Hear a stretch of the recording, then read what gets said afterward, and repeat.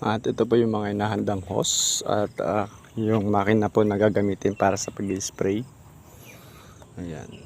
Si kuya kinakabit niya yung hose papunta doon sa sa gagamitin pang spray sa puno ng mangga. At tignan nyo po yung yung hose na gagamitin. Napakahaba po. Yun. Ayun po yung yung hose. Napakahaba po siya. Yun.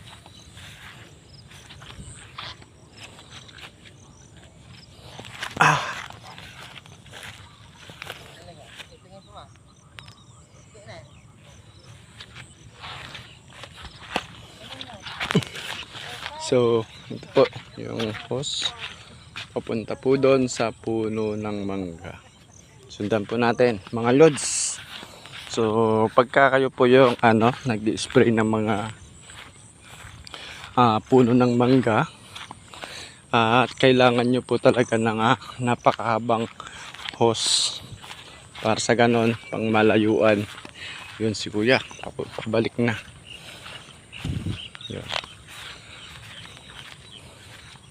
Umabot na pre. Umabot na siya. Yun, dito niya dinaan yung yung hose na gagamitin sa pag-i-spray. Ayun ang haba Ayan.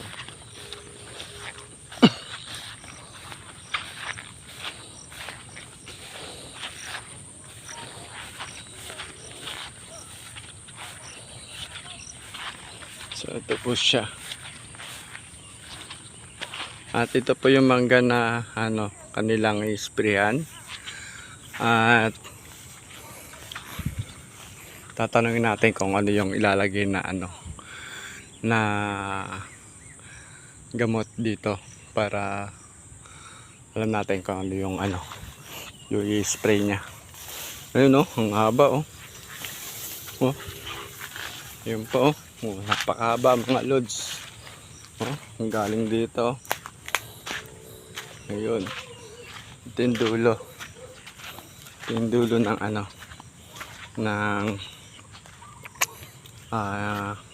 hose na gagamitin. At meron pang konting doon, malit na ilog o sapa siguro tawag dyan dahil malit lang siya.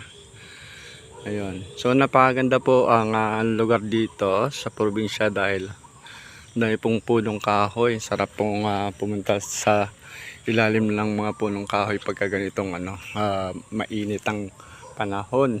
Pero sa ngayon hindi pa po tag-araw at pa lang po siya ngayon. Tag-ulan pa rin. Pero siyempre medyo makulimlim at hindi masyadong mainit. Ayan. So babalik na pa si kuya. Yung naglagay ng hose. Ayun na, parating na. Tignan nyo, layo ng pinanggalingan natin mga lods. Ayun sila So ganun kalayo. Ayun si kuya. Parating na.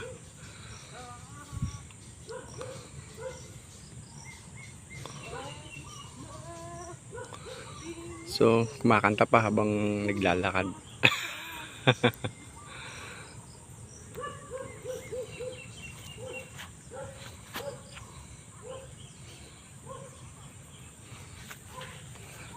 Ano yung spray na gamot dito, pre? Magnum, tapos Crop Giant. Ano yung mga pang para saan? Insekto? Oo, tapos lang rin, kasama na yung pahaba Pampahaba ng ng bunga. Pampahaba ng bunga? Oo. Oo. Ayun, yun daw yung Crop Giant at saka ano yung isa? Magnum. Magnum, Crop Giant tsaka Magnum daw yung gagamiting ang gamot dito sa mga puno ng mangga na to. At yan, dinagdagan pa ulit yung dinugtungan pa ulit yung hose dahil maiksi po siya kanina. At para abot na niya yung panlalagyan niya ng hose niya pag i-sprayhan niya. Yun, natataas po yung mga ano. Wait lang, nabol. Ay, bulbul siya. Bulbul na oh. Yun, sige. Sige na, okay na. Yun. Meron pa rito. Bulbul na rin. Wait lang, meron pa rito.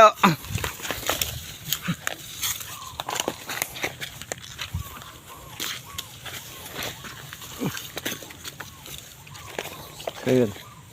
Ay. Kailangan may kasama ka rin pagka ano. Naghihila ka ng mga ganitong ano. Hose. Oh, nabubul kasi siya. Ayun.